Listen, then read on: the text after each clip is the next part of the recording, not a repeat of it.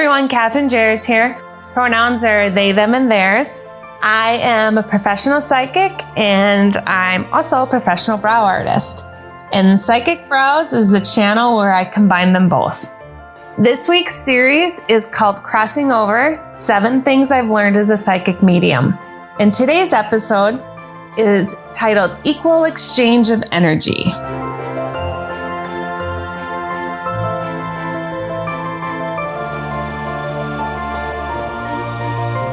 So my father passed in the fall of 2019.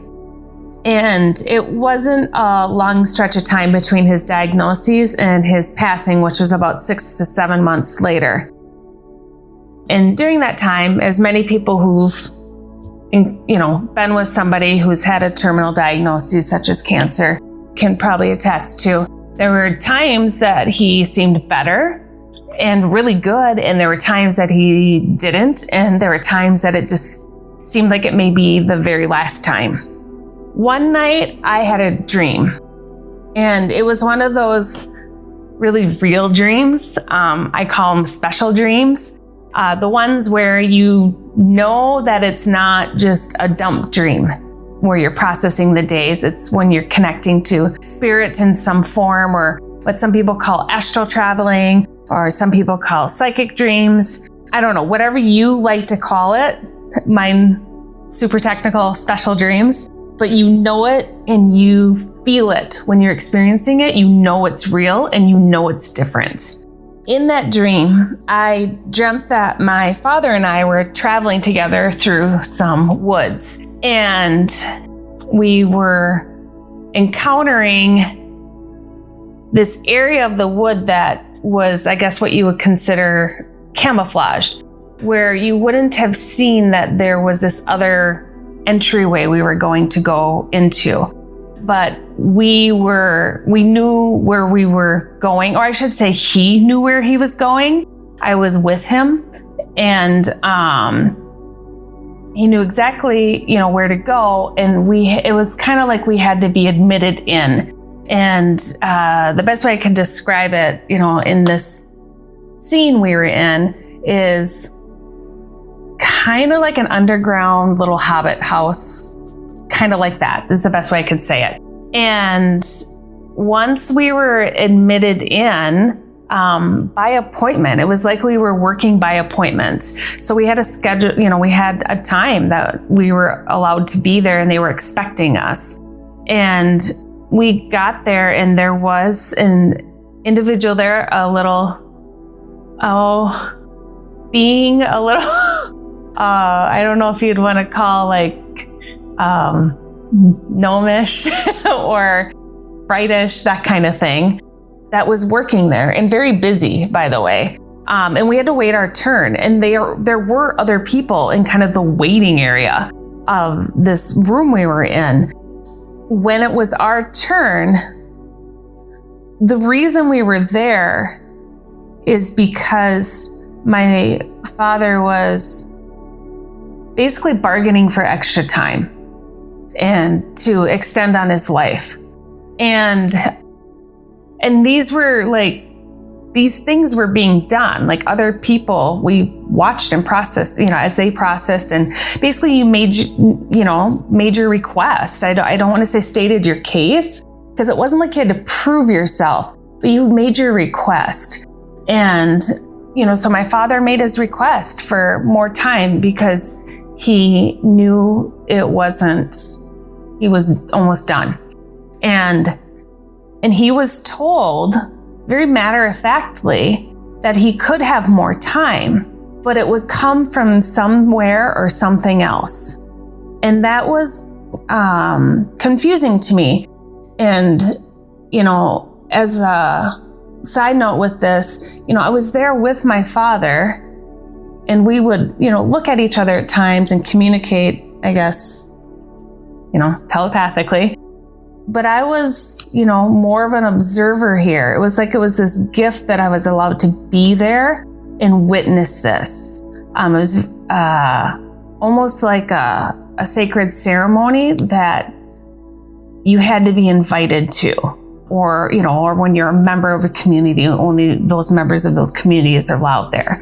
So it felt very special that I was, or like an exception that I was allowed to be there and witness this. And that was important for me too. And so yes, my father had made his request for extended time, and he was told he could have his time extended. He could have it. It was just very matter of fact, like he could have it, but it would come from somewhere or something else. And my father and I had kind of looked at each other, and he had asked, well, from who? And the individual that was working there, I don't know how else to say it, that was in charge of this space, in charge of these requests, and a lot of other things, like I said, he's very busy, said, that's not your concern. If you would like more time, you need to accept that this time will come from somewhere or something else or someone else. And my father thought about it for a moment, and he said, no. And he said, well, I can't do that then. And he was matter of fact as well too. It was just an understanding and an acceptance. So we left.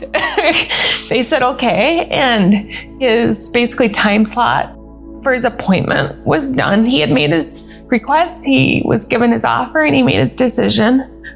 And that was it. And we were let out and we left. And shortly thereafter, I woke up. Excuse me. And when you wake up for those dreams, you lay there and you know it, like you can feel it. And I try to be really still because I don't want to shake the energy that I'm in or the frequency I'm in or whatever. I don't want to shake it and jar myself back into this one, because then I lose so much of it or all of it or most of it type of thing. And I lay there and I knew that we had witnessed, or I had witnessed, him requesting an extension on his life. And also that I was, for whatever reason, permitted and supposed to be there to learn this and understand this. And so it brought up the topic of, whatever is given or taken needs to be balanced out. And that is what my husband, Mel, and I like to call an equal exchange of energy. And so, it can be applied to a lot of situations. And, you can think of like any type of transaction. If you're giving, whether it's a transaction of monetary value, so you expect to purchase something and have what you consider the value of that is what you receive, correct? Okay. Or in a friendship, you expect that it may ebb and flow back and forth of who does what role, but in the end, it equals out to an equal exchange of energy between friendships, because otherwise it feels imbalanced and it doesn't feel like a balanced friendship, correct? So it goes off of all these things, and I think it applies into all these levels, but the more you layer into it, the bigger it seems and the all-encompassing it is, or the understanding. And I think up until that point of that dream, that was about my level of it, kind of like these physical, like equal exchanges of energy. Or for me, it was helpful with boundaries in my life with people or things. And what that dream helped me to understand and see was that it doesn't matter in that dream. If you remember, my dad asked, well, who or what would it come from? And he was told that's not of your concern. because everything has equal value. A blade of grass isn't any less value than if it was taking from the life of a child. There isn't a hierarchy in it. And that's where that saying of we are all one, that's what that means. That's what that interconnection is. So like when someone truly understands and lives this, that's when they're living as we are all as one. And, we can say it, but not fully understand it, or a big, parts of the meaning get missed, or they get lost, or they just, through regurgitation, it's just kind of a something that gets said.